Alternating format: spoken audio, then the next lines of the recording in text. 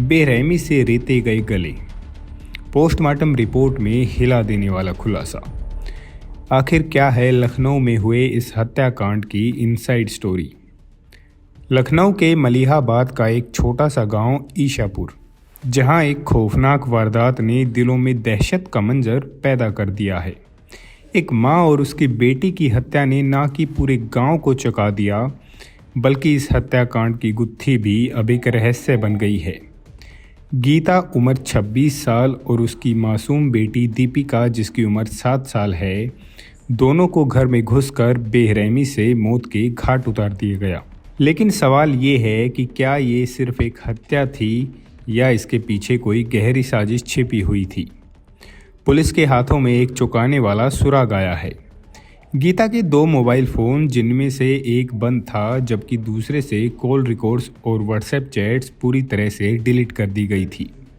क्या किसी ने जानबूझकर इन डिजिटल ट्रेस को मिटा दिया था ताकि कोई सुराग ना मिले। इन दोनों मोबाइल फ़ोन को अब फोरेंसिक जांच के लिए भेज दिया गया है और जांच से कुछ और रहस्यमय तथ्यों का पर्दाफाश हो सकता है। जब पुलिस ने घटनास्थल की जांच की तो पाया कि किचन में खाना बना हुआ था, बेसन से कुछ पकवान की तैयारी, लेकिन उस घर की शांति, वो भोजन और सब कुछ जैसे शांत था, जैसे कुछ हुआ ही ना हो। ये भी एक संकेत था कि हत्यारे ने अपना काम करने से पहले घर का माहौल पूरी तरह से नष्ट कर दिया था। गांव के लोगों का कहना है कि बुधवार रात गीता और दीपिका को घर से बाहर देखा गया था, जब वे नित्यक्रम के लिए बाहर जा रहे थे। इसके बाद वे कहीं नज़र नहीं आए। पुलिस को कुछ संदिग्धों के नंबर मिले हैं जिनसे पूछताछ की जा रही है। क्या ये हत्या किसी करीबी का काम था? क्या ये एक अप्रत्याशित हमले से कहीं अधिक कुछ था?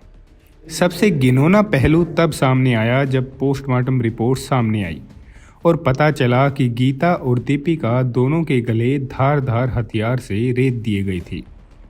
गीता का जबड़ा टूटा हुआ था और दीपिका को सिर पर गंभीर चोट आई थी। ऐसा लगता है कि हत्यारे ने सबसे पहले किसी भारी वस्तु से हमला किया और फिर गला रेत दिया। क्या ये हत्या किसी गहरे व्यक्तिगत विवाद का परिणाम थी? गीता के पति प्रकाश, जो 26 दिसंबर को मुंबई गए थे, वापस लौटे तो वे भी इस दर्दनाक घटना के बारे में कुछ नहीं बता सके। क्या उनकी पत्नी और बेटी की हत्या में किसी नज़दीकी का हाथ था? अब पुलिस ने 3 टीमों का गठन किया है और सर्विलांस की मदद से संदिग्धों पर काम कर रही है। हथियारों तक पहुंचने का रास्ता अब खुलने लगा है, लेकिन क्या सच सामने आ पाएगा या ये मर्डर मिस्ट्री हमेशा के लिए एक सवाल बनकर रह जाएगी। ईशापुर की ये हत्या अब केवल एक सनसनी नहीं, बल्कि एक सस्पेंस से भरी कहानी बन गई है, जिसका जवाब सिर्फ समय ही दे सकता है। आपका इस पूरी कहानी पर क्या कहना है, मुझे कमेंट बॉक्स में ज़रूर लिखें। ऐसी ही और कहानियाँ सुनने के लिए हमारे चैनल पर बने रहिए।